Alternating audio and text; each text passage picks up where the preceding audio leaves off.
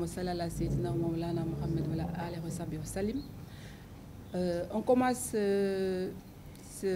cette conférence de presse, chers invités, mesdames et messieurs les journalistes, et chers partisans et membres du Rassemblement pour la vérité, And Si Deug. Tout d'abord, par ma voix, M. Cheikh Oumar Diagne, candidat à la candidature présidentielle de 2024, par ma voix, présente ses condoléances aux familles des victimes des naufrages de l'immigration. Ensuite, il apporte son soutien et sa compassion aux détenus arbitraires en ce moment dans toutes les prisons du Sénégal et aussi à leurs familles. Nous ne saurons cependant commencer cette conférence de presse sans au préalable dénoncer aussi après la plus grande vigueur l'arrestation du journaliste Pape Sané, chroniqueur au niveau de Walfadjri. Encore une fois, notre démocratie est balafrée par certains actes posés par les autorités. Notre pays, il faut le reconnaître, traverse en ce moment un moment historique de son évolution, car nous constatons que tous les signaux sont au rouge. Il est évident que notre Sénégal n'est plus ce havre de paix tant envié par nos voisins en termes de droits et de liberté. Des reculs substantiels sont notés à tous les égards et des citoyens sont abusivement séquestrés sur injection. Ils n'ont en général pour juste tort que de s'être opposés ou d'avoir osé dénoncer des pratiques malsaines. Le candidat Cheikh Oumar Diagne a été formellement inculpé par le premier cabinet du tribunal de grande instance hors classe pour des actes présumés de nature à compromettre la sécurité publique ou à causer de graves troubles politiques. Et cela fait aujourd'hui 8 longs mois qu'il se trouve sous mandat de dépôt. Le fond du dossier a été minutieusement examiné pendant 5 mois. Mais le juge d'instruction n'a pas encore rendu de décision définitive, que ce soit pour le renvoyer devant un tribunal ou pour une ordonnance de non-lieu. Donc vous imaginez la suite. Donc l'avocat de Cheikh Oumar Diagne a présenté plusieurs demandes de mise en liberté provisoire. Mais celles-ci ont toutes été rejetées par le juge d'instruction, puis confirmées par la chambre d'accusation de la Cour d'appel de Dakar. Malgré le fait que toutes les conditions légales soient remplies pour y prétendre. Or, Cheikh Oumar Diagne présente toutes les garanties nécessaires car il réside régulièrement à Dakar. Il n'y a en ce moment aucun risque présumé de trouble à l'ordre public, ni de collusion avec des tiers. Et qui plus est, il est candidat à la candidature de la présidentielle de 2023. Donc, juste pour un petit commentaire, Cheikh Oumar Diagne, si on lui donnait la liberté provisoire aujourd'hui, où est-ce qu'il peut partir? Est-ce qu'il peut échapper à l'autorité sénégalaise? Est-ce qu'il peut leur échapper? Je pense que messieurs les journalistes et les invités présents sur place ont déjà la réponse.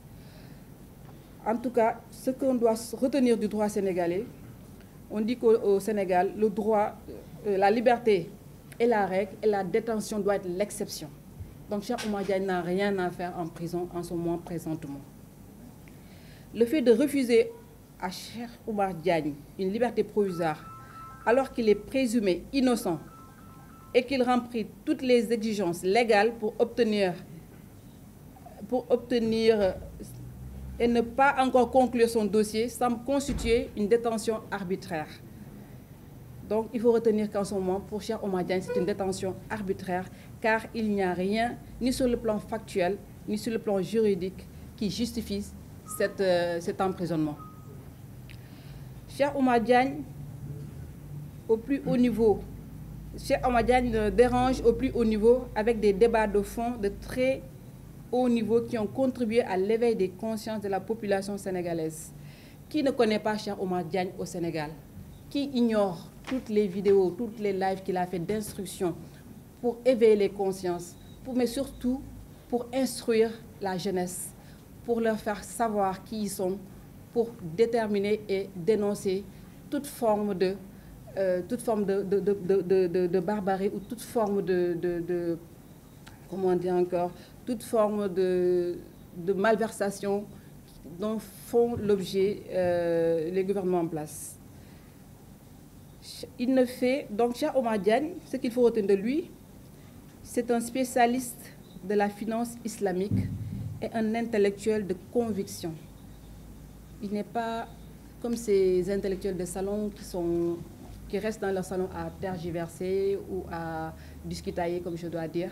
Cheikh Oumar Diagne est un homme engagé sur le terrain et ici les gens présents dans cette salle le savent. Donc, comme je dis, il ne fait pas partie de ces intellectuels élitistes des salons feutrés, c'est un homme engagé, un combattant et un défenseur de nos valeurs culturelles et morales. Écrivain de renom international, le candidat Cheikh Oumar Diagne apporte dans ses livres des réponses face aux problèmes de développement du Sénégal, voire même de l'Afrique, car c'est un panafricaniste convaincu.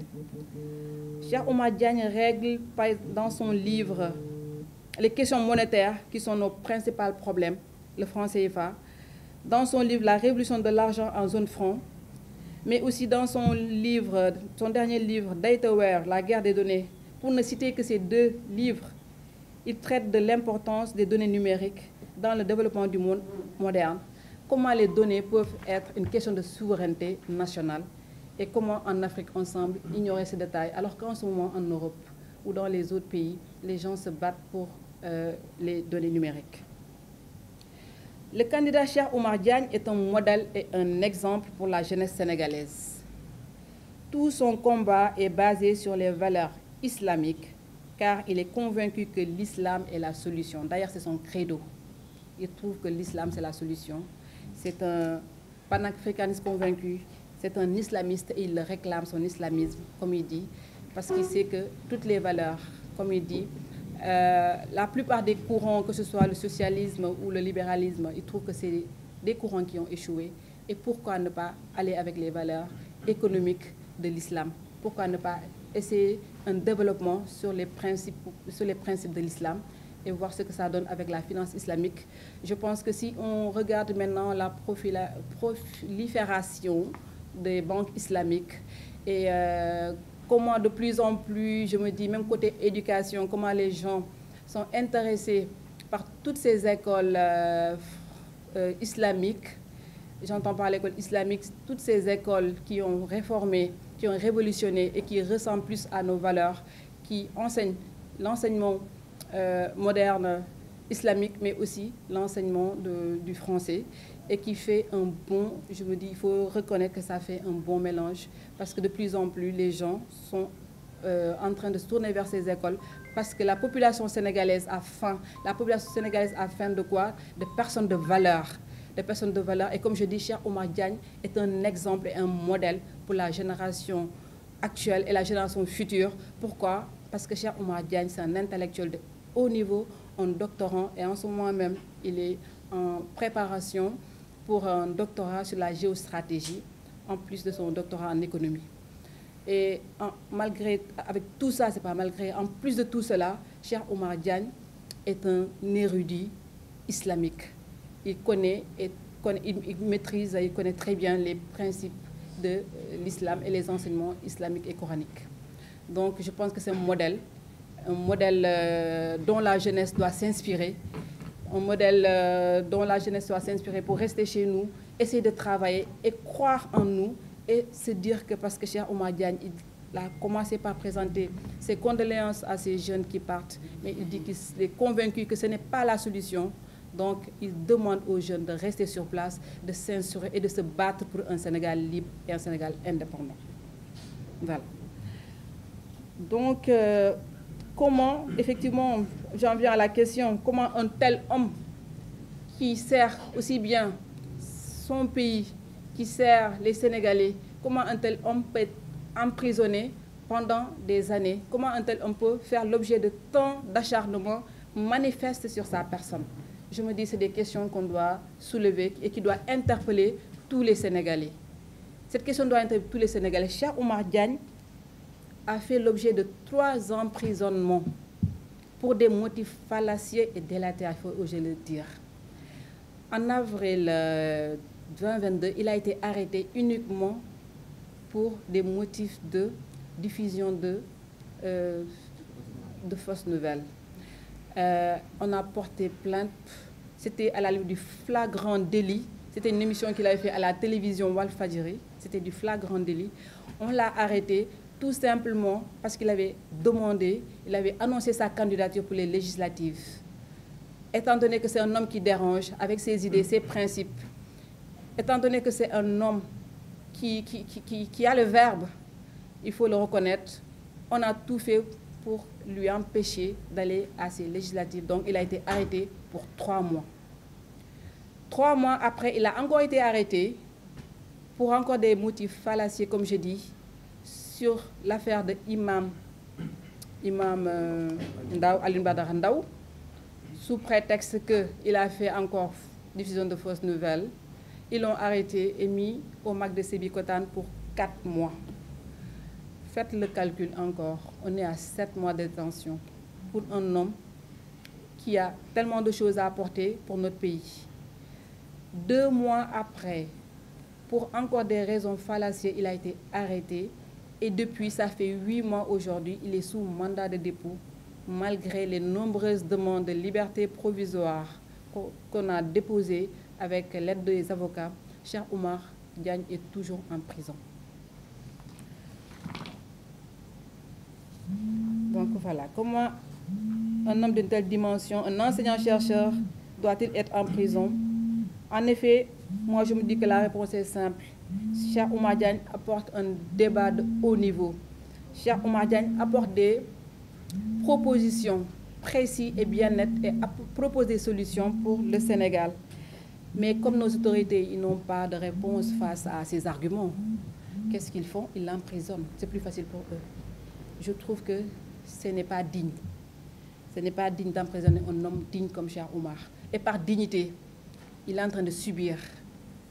Il est en train de subir cette injustice que nous trouvons inadmissible. Nous trouvons cette injustice inadmissible. Et c'est pour ça qu'aujourd'hui, nous, la famille de Cheikh Oumar Diagne, nous, les membres du Rassemblement pour la partie, pour la vérité, nous qui soutenons Cheikh Oumar Diagne, ses amis, nous nous levons aujourd'hui pour dire basta, pour dire ça suffit, pour dire halte à l'autorité. Cheikh Oumar Diagne doit sortir. Il doit sortir. Il est candidat aux élections présidentielles. Comme tous les candidats, c'est d'ailleurs la Sénat qui, dans ses articles, prédispose que tous les candidats ont le droit, et doivent être également, tous les candidats ont le droit et doivent compétir d'une manière égale. Cheikh Oumar Diagne, en ce moment, il ne peut pas le faire. Les parrainages ont démarré, les candidats sont sur le terrain, à commencer par notre gouvernement, notre Premier ministre qui est en ce moment sur le terrain. Nous, qui fait des voyages économiques soi-disant, Cheikh Oumar, en ce moment, lui, il est en prison. Il ne peut pas voir les Sénégalais. Les Sénégalais ne peuvent pas parrainer quelqu'un qu'ils ne voient pas. Donc, on lui porte préjudice pour sa candidature. Il part déjà défavorisé par rapport aux autres candidats. Et c'est pour ça que nous exigeons de l'État sénégalais la libération immédiate et sans condition de Cheikh Oumar Diagne. Parce que Cheikh Oumar Diagne doit être là pour compétir, tout comme les autres candidats. Donc, compte tenu de tout cela, vu que Cheikh Oumar Diagne, ses droits sont bafoués, et si vous comptabilisez, je reviens pas en arrière, il a fait 14 mois à ce jour de détention. Donc ça veut dire que ça fait 1 an, 2 à 3 mois que Cheikh Oumar est en prison. Je pense que c'est inadmissible, encore une fois, je le répète. Et j'interpelle les juristes de ce pays, j'interpelle les juristes de bonne foi pour leur dire que nous, parents de Cheikh Oumar Diagne, nous trouvons inadmissible. Nous ne sommes pas ici pour quémander de quelconque faveur pour la libération de Cheikh Oumar Diagne, mais nous demandons et nous exigeons que le droit soit dit. Et encore une fois, j'interpelle les juristes, que le droit soit dit et que les lois soient appliquées pour la libération immédiate de Cheikh Oumar Diagne. Voilà. Donc, au vu de toutes ces violations de ces droits et cette volonté manifeste de décapiter son engagement et ses ambitions politiques, Cheikh Oumar Diagne a demandé à son avocat de saisir la Cour de la justice de la CEDEAO afin de dénoncer cette détention arbitraire. Ça, c'est d'un. Mais aussi, nous allons recourir au niveau de la Sénat pour qu'il donne injection pour la libération du candidat Cheikh Oumar Diagne et lui permettre, comme tous les candidats, de compétir à d'égales compétences. Libérer Cheikh Oumar Diagne, libérer les détenus politiques, libérer Bassirou Diomaye Faye, qui est candidat aussi aux élections présidentielles, libérer Ousmane Sonko, libérer Abdou Karim Gueye et libérer tous les détenus politiques.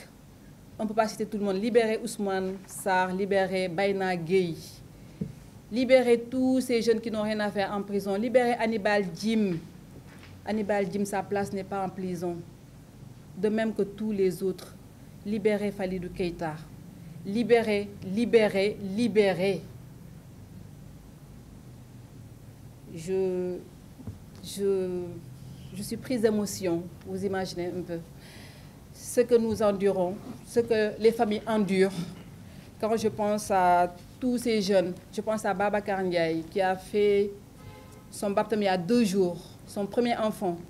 Il est en prison. Lui et d'autres, c'était le cas de Thierno, ça le de Nitou Dega aussi. Sa femme a accouché alors qu'il était en prison. Donc, il faut que le droit se fasse, il faut que le droit soit dit.